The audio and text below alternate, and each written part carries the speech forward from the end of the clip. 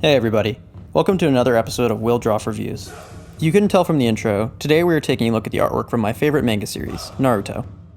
Naruto is one of the best-selling manga and anime series of all time. It's well regarded for its characters, plot, message, and the beautiful animation in its fight scenes. Masashi Kishimoto, the artist behind this great story, is one of the manga artists I appreciate most, because he doesn't over-exaggerate the features of his characters too much. Sometimes anime art styles are just too out there for me, when the eyes get massive and no longer really represent human proportions. I also love how dynamic his posing is, and his designs are top-notch. Today, I'll be redrawing and analyzing two pieces by him. One is a manga panel taken straight from a chapter of Naruto. The other is a color promotional piece. I'll be taking a look at some of his techniques and breaking them down for you guys as I go along. Let's get started with the first drawing. This first drawing is a panel taken straight from the manga. Now the first thing I notice when I look at this piece is that he is placing his character at an angled perspective in order to evoke a sense of dominance. To illustrate this point, let's look at the same character but at a different angle.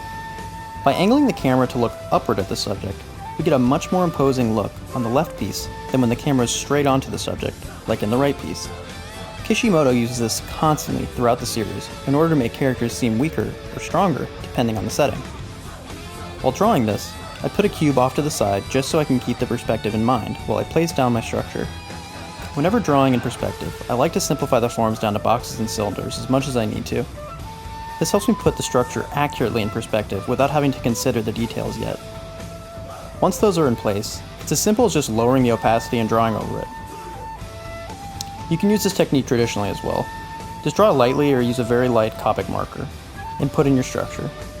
Once that's done, draw on top of it with a much heavier line weight or ink. After getting all this in place, I go over in an inking pen and start putting in the actual shapes he uses for the character.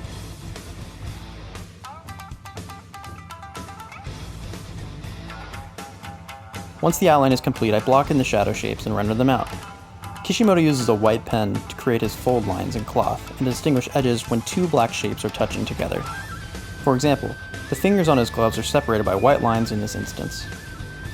After I place the background environment, this piece is complete.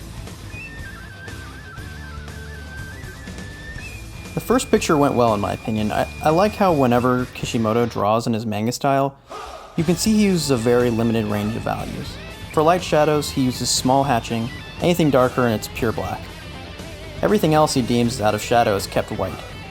By sticking to this simple formula, he's able to communicate light and shadow enough to where we understand our plane and material changes, but also don't have too much rendering to worry about. Overall, I think this one came out great and was interesting to recreate. This next piece we are looking at is one of his color drawings of Naruto during the pain arc in the second half of the manga. From the outset, we can see he is putting Naruto in a dynamic pose. For those unfamiliar with the term, a dynamic pose is one that puts the figure in a position that has some added weight or movement. For example, if we look at these two stick figures, one is clearly more static than the other. If we look at the lines of action of these figures, the one on the right clearly has more movement. Kishimoto does this here in this Naruto piece, which is why it has a sense of weight. Kishimoto also uses cloth and pouches in a lot of his designs. When implementing cloth, it's important to consider how it will fold and wrinkle when put under pressure. For example, Naruto's arm is bent in this pose, and so we will see folds around the origin of that bend.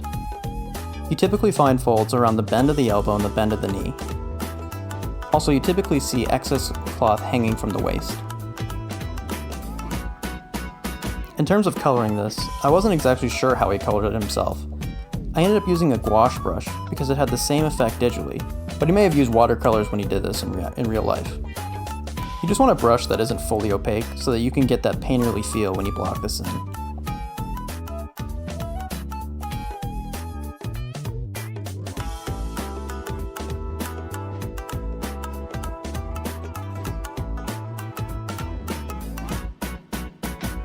Make sure your silhouette is strong and properly outlined. It helps the viewer read the piece easier.